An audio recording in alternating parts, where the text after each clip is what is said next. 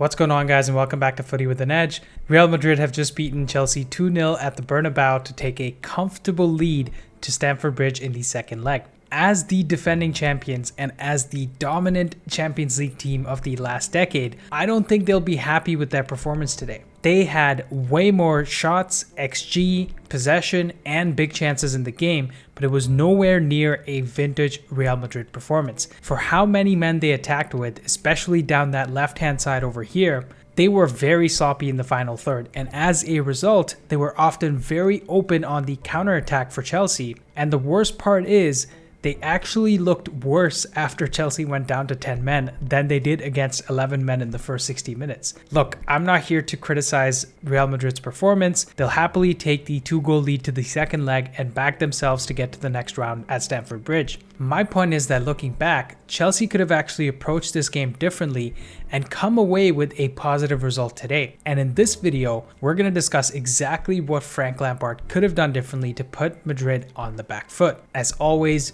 please drop a like on the video and subscribe to the channel if you enjoy. And don't forget to turn on all notifications to never miss out on content just like this.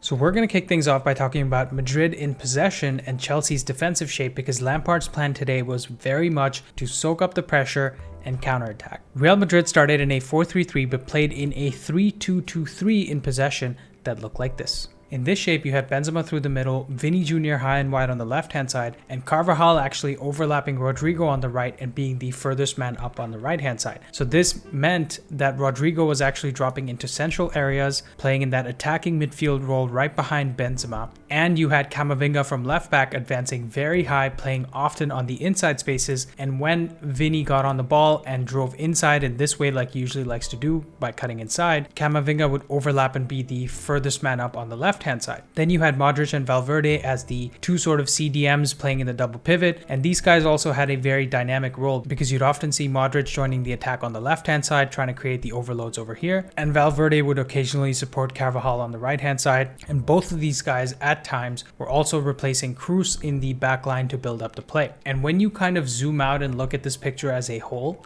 the first thing that you notice is that Madrid were overloading heavily on the left-hand side with Camavinga, Modric, Vinicius, Benzema, and even Rodrigo joining in on this side to create those overloads and get the best out of Chelsea. But like I said at the top of the video, Madrid were actually really sloppy in the final third today, so they would often lose the ball in these areas while they were overcommitting there, which meant that there was a lot of space for Chelsea to exploit down this side that often Sterling, Kante, James, and Fofana were asked to attack. And trust me, Chelsea had several opportunities to capitalize on this space throughout this game. But before we talk about what Chelsea could have done better, let's talk about Frank Lampard's plan for this first leg.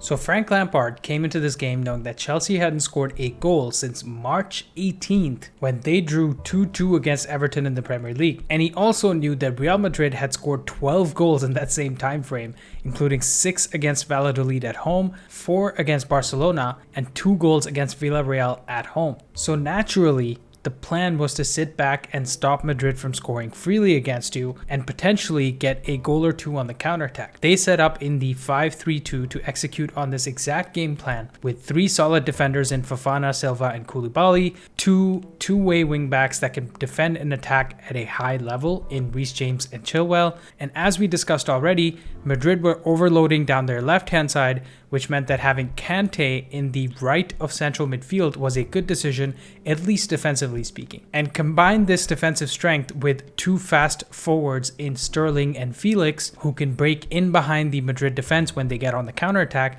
and you have a very good strategy, at least on paper, to get a positive result from this game. But I have 2 broad issues with this game plan. One is with the execution of this sit deep and counterattack strategy, and 2 is with the strategy itself. So let's talk through both these issues to see what insights we can get.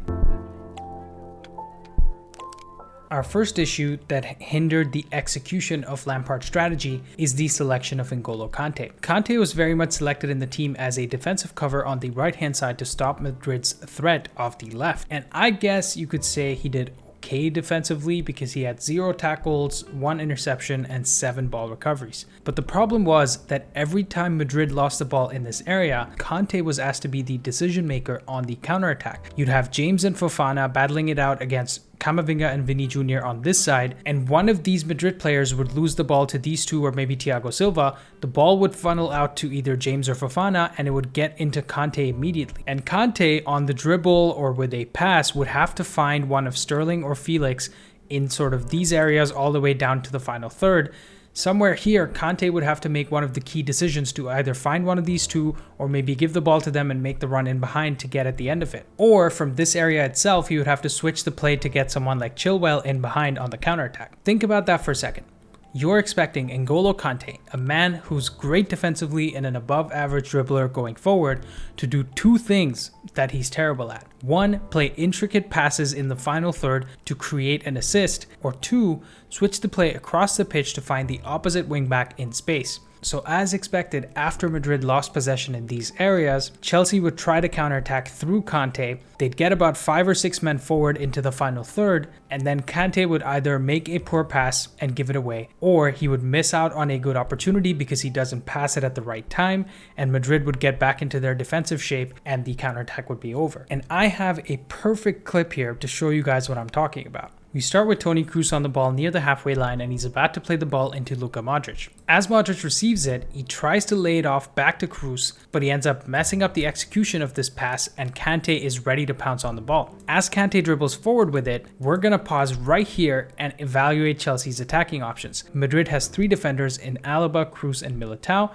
and Chelsea are attacking with 3 of Felix, Kante, and Sterling. Any day of any week of any year, Chelsea's 3 here are faster than Madrid's 3 purely because Toni Kroos is slower than a turtle. So in this situation, you'd expect Chelsea to create a very good chance, if not score one-on-one against Courtois. So as Kante drives forward with the ball, we can see Sterling running past both Alaba and Kroos in this area here, and all Kante has to do here is play the ball into Sterling through this space between Kroos and Militao. And trust me, this is not a difficult angle for a professional footballer to hit, no matter how bad you are with your left foot. And Sterling is onside here, but Kante doesn't execute that pass and allows Kroos to get tight on him, which forces him further out to the left-hand side over here.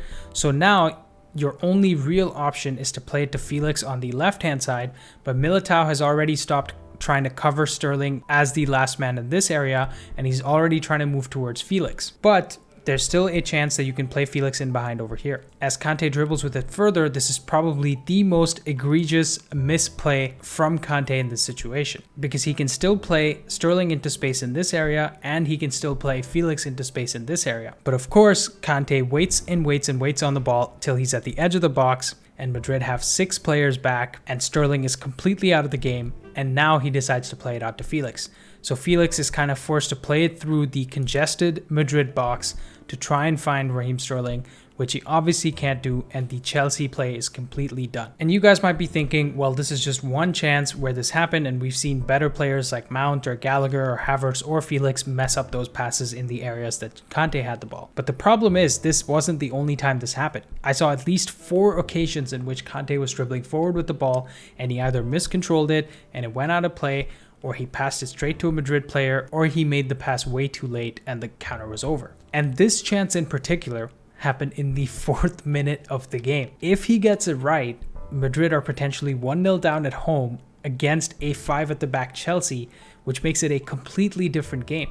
So let's go back to our tactical board and talk through what Lampard could have done differently to address this issue and execute his strategy a little better. So I mentioned how I had 2 broad issues with Chelsea's setup today. The first was the execution of Lampard's counterattacking strategy, and the second was the strategy itself. For that first issue, we've already talked about how Madrid were attacking primarily down their left-hand side, which created space for Chelsea down their right, which is in this area here. And when Chelsea won the ball, they struggled to counterattack because Kante was very often the primary decision maker on the ball. But something that compounded this first issue of execution was that Chelsea's best on-the-ball players were often not involved in the build-up. With everything coming from Chelsea's right, you had Ben Chilwell, Mateo Kovacic, and Joao Felix often very isolated on the pitch. In fact, despite his game-high 112 touches, Enzo Fernandez didn't get on the ball enough in the final third. He was mostly having the ball inside his own half and trying to play it out to maybe a Kante or a Kovacic that's slightly further forward than him,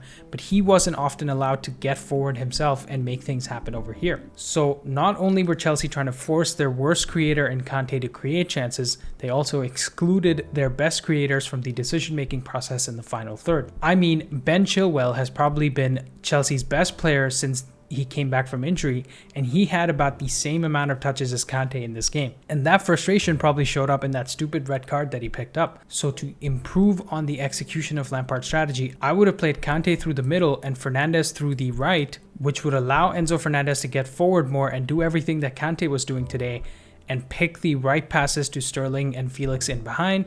And also, being the best long passer in the team, he could have easily switched the play to Ben Chilwell on the left-hand side and find those diagonal balls to find Ben Chilwell behind over here. Chelsea fans, get in the comments below, do you think Lampard used Kante properly today? Do you think he should have used him at all? Did you like my suggestions for what Lampard could have done differently? Let me know. Next, let's address my second broad issue with Chelsea's setup today, and that's the counter-attacking strategy itself.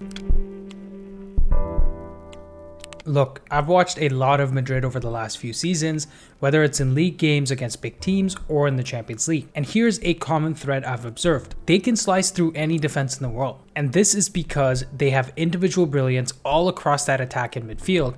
And even when those aspects of their team aren't necessarily producing on any given day, they're more than happy to overload with extra attackers so that they have 7 or 8 in attack with just the 2 center backs left to defend one-on-one. And no matter how defensive Chelsea played today, Madrid would have probably still created 2 or 3 or 4 clear-cut chances on your goal like they did against the 5 defenders today. So there was a real opportunity for Lampard to be brave and put some pressure on Madrid, because believe it or not, they make mistakes only when you put pressure on them. Especially in games like these, when they're at home, Madrid is likely to have more possession and create more chances anyways, which means if you have 4 players available to counterattack instead of just 2 or 3, you will have a much higher chance of getting a positive result in a game like this. And if you keep doing that, if you keep having counterattacks with an extra player, it'll force their most dangerous creators like Vinicius Jr. and Benzema to drop further back and help out defensively, which in turn gives Madrid obviously fewer chances to score against you. So my overall point here is that Lampard should have played a 4-3-3 that looked like this. In this 4-3-3, you'd have a back 4 of James, Silva, Koulibaly, and Ben Chilwell, a middle 3 of Fernandez off the right-hand side, Kante through the middle,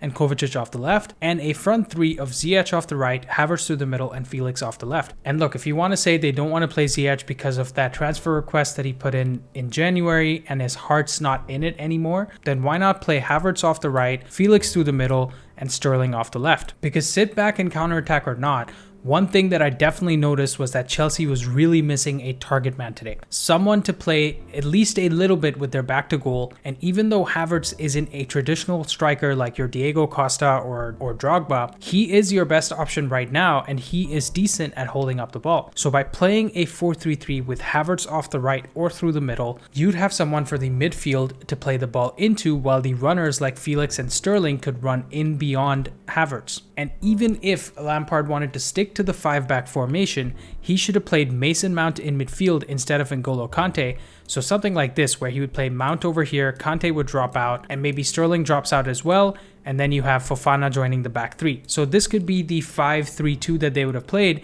and then you would have a lot more attacking threat with Mount in this space instead of having someone like Kante making those decisions.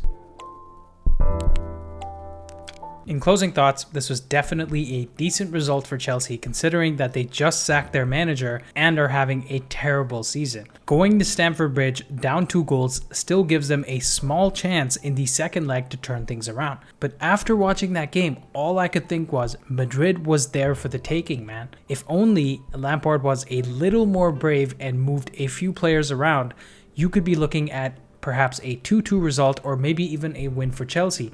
Who knows what could have happened? If Lampard can somehow go and beat Brighton at the weekend and get some confidence into this team, they might just be able to come back to create the upset of the season. Let me know in the comments down below if you agreed with my suggestions for Lampard, and also what are your thoughts on Chelsea's chances at the Bridge next week? Can they actually cause an upset, or will they just roll over and lose to the defending champions? Thank you guys for watching. Like and subscribe if you enjoyed, and I'll see you next time.